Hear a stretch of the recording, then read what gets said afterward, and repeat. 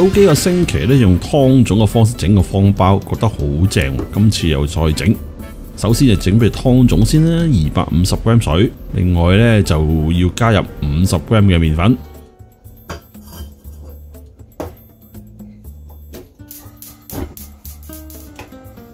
用到最細嘅火，將50g 麵粉加咗落去。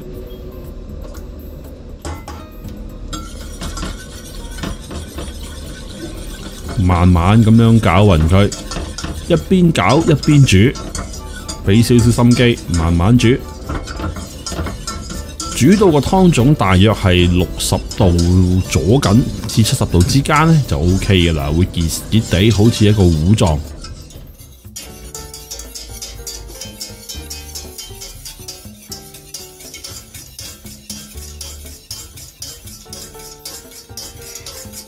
千祈就唔好開咁猛火喎，因為你唔想煮到佢嘭嘭聲結晒嘅。咁而家開始已經成為一啲糊形啊！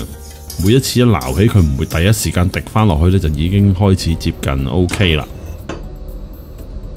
好似而家咁嘅樣咧，就已經好接近啦。穩陣起見咧，最好揾個溫度計度下佢啦。差不多60度，咁再慢火煮多佢一陣間添。睇個形態就已經差唔多噶啦，每一次拎起佢，佢已經係成為一個糊狀。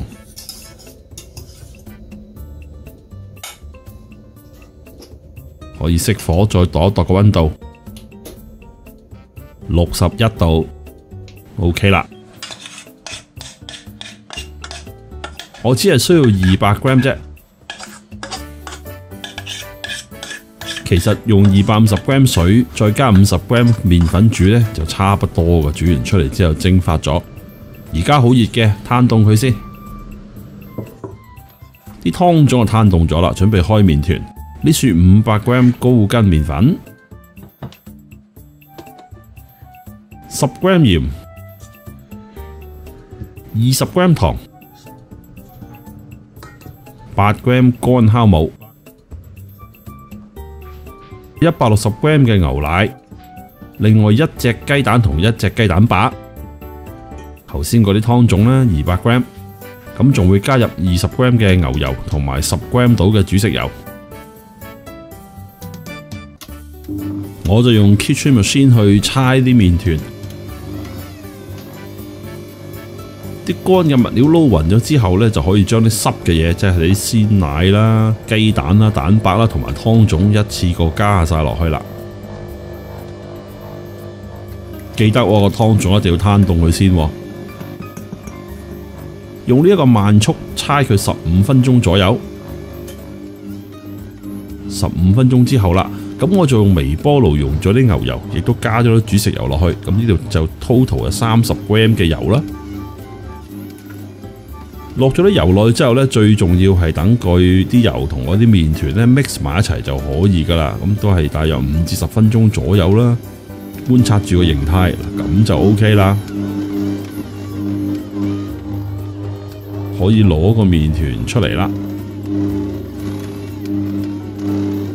感覺上呢，呢一種湯種嘅麵團係相當之濕嘅，都好黐手嘅。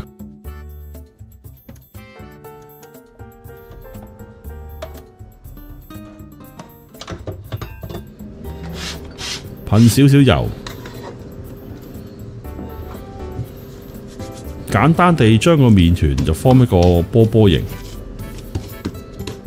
然後呢就擺返落去個盤度發酵。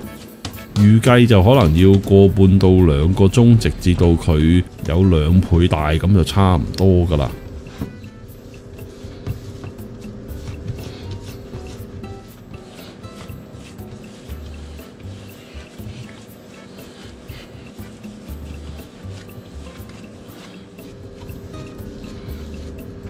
今日室溫都頗暖，咁所以要觀察住啦。室溫我呢度26度左右，望一望個 size， 認住佢，冚一冚住佢，眨下眼喎。個半鐘頭之後呢，居然漲到上頂。頭先就係睇漏少少眼，灑少少粉落去個麵團度，都灑少少粉喺做嘢台面。我就會做2個方包嘅，咁所以攞個麵團出嚟之後就要稱一稱佢幾重，然之後分做2份。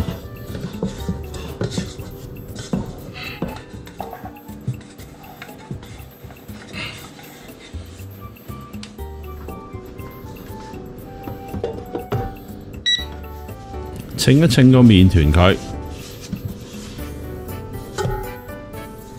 然後隨意分做2份。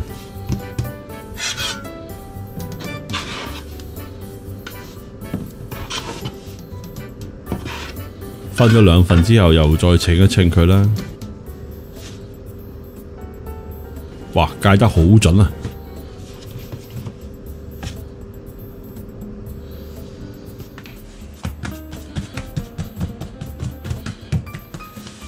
！2份分開咗之後咧，就每一份咧亦都將佢 form 成一個波波形狀，然後就俾佢 relax 翻10分鐘左右。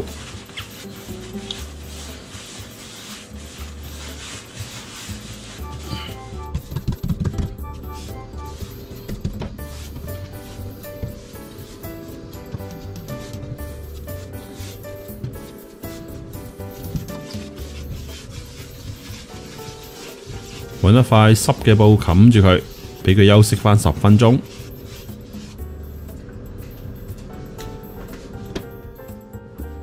我就會用2個呢啲450g 嘅 tray 去焗佢噶啦。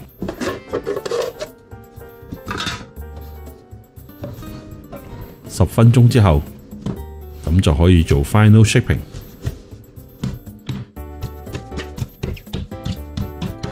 將佢拍成一塊，之後就揾支 rolling pin 碌一碌佢。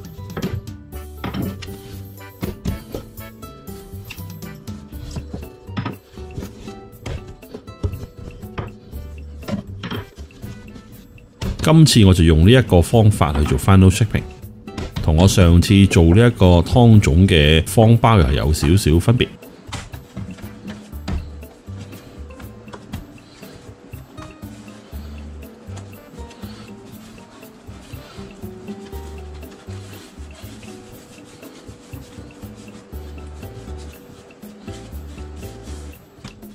一條搞掂，亦都灑翻少少粉 ，make sure 佢唔會黐。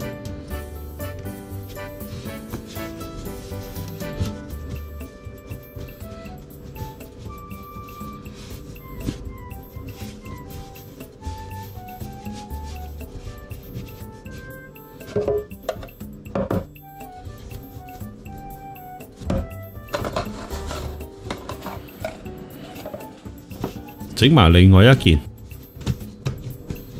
個成形嘅方法個 final shaping 基本上都係一樣，搓平佢，然之後揾支 rolling pin 碌一碌佢，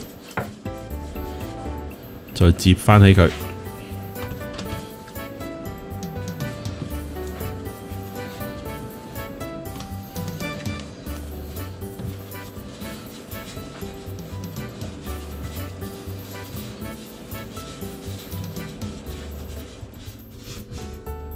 呢個又搞掂啦。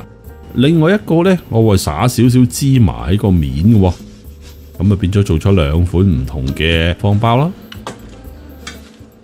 擠少少水，等佢容易啲黐啲芝麻。反轉擺佢落去啲芝麻度，碌一碌佢。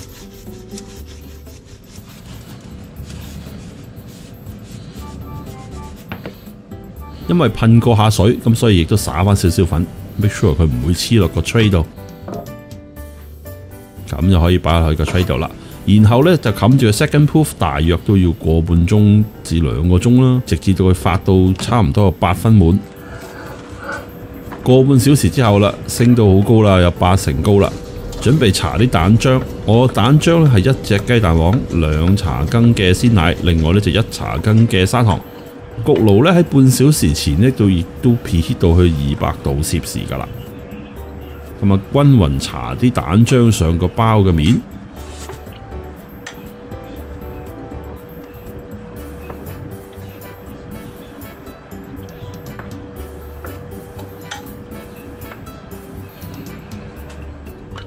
搽呢個有芝麻就小心喎，唔好大力掃佢喎。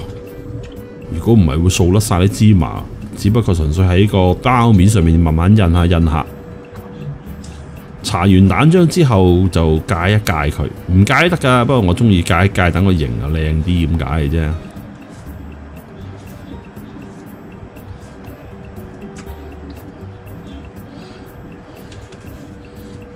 另一個一樣係咁戒一戒啦，然後呢，就係200度攝氏入焗爐，大約焗翻半小時，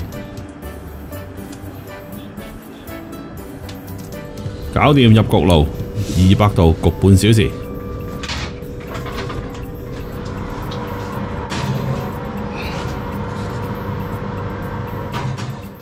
半小時後，睇下啲顏色幾靚仔，咁啊可以出模啦，非常之靚。攞埋另外一個有芝麻嘅，都係好靚喎。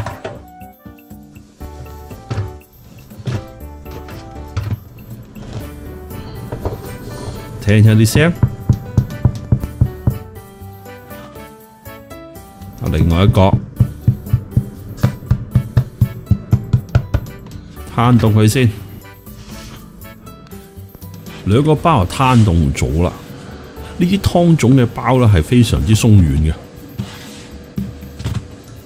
首先就切咗呢個有芝麻嘅睇一睇啦，有啲芝麻喺面真係好香，聞都聞到香。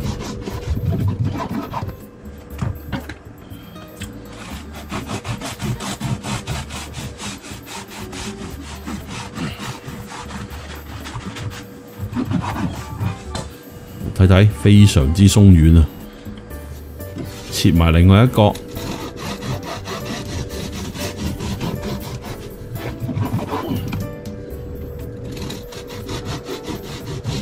切落去都有少少難度，因為實在需非常之鬆軟。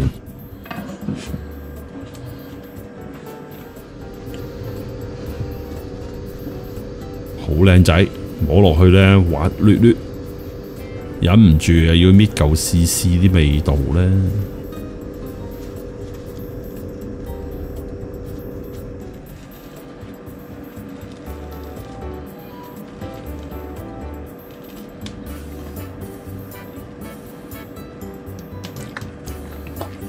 非常之好味啊，好正啊！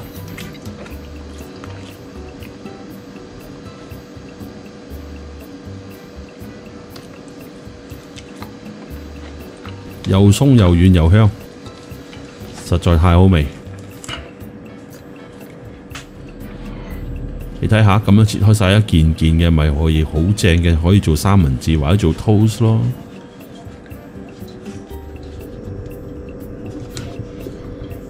好啦，收工啦，拜拜。